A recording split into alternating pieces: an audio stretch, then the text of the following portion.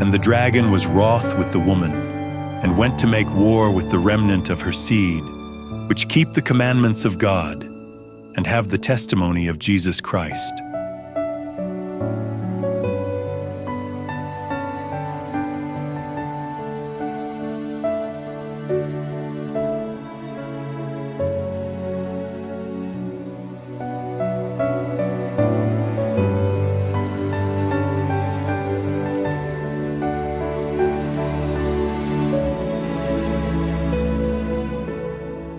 Chapter 4. God's Last Day Church. God's people keep His commandments. God has a church on earth who are lifting up the downtrodden law and presenting to the world the Lamb of God that taketh away the sins of the world. There is but one church in the world who are at the present time standing in the breach and making up the hedge, building up the old waste places. Let all be careful not to make an outcry against the only people who are fulfilling the description given of the remnant people who keep the commandments of God and have faith in Jesus.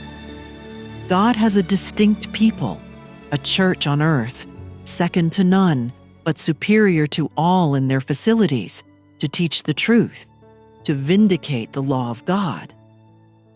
My brother, if you are teaching that the Seventh-day Adventist Church is Babylon, you are wrong.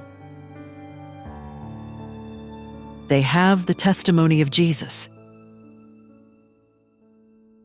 As the end draws near, and the work of giving the last warning to the world extends, it becomes more important for those who accept present truth to have a clear understanding of the nature and influence of the testimonies, which God in His providence has linked with the work of the third angel's message from its very rise.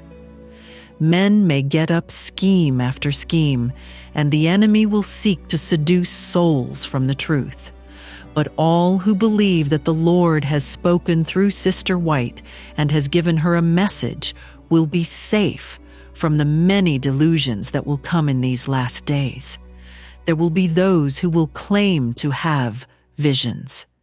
When God gives you clear evidence that the vision is from Him, you may accept it, but do not accept it on any other evidence, for people are going to be led more and more astray in foreign countries and in America.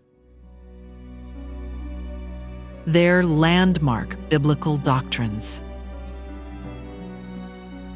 The passing of the time in 1844 was a period of great events, opening to our astonished eyes the cleansing of the sanctuary transpiring in heaven, and having decided relation to God's people upon the earth, also the first and second angels' messages, and the third, unfurling the banner on which was inscribed, the commandments of God and the faith of Jesus.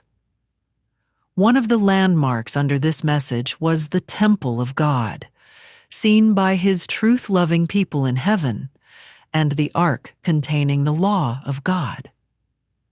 The light of the Sabbath of the fourth commandment flashed its strong rays in the pathway of the transgressors of God's law. The non-immortality of the wicked is an old landmark. I can call to mind nothing more that can come under the head of the old landmarks.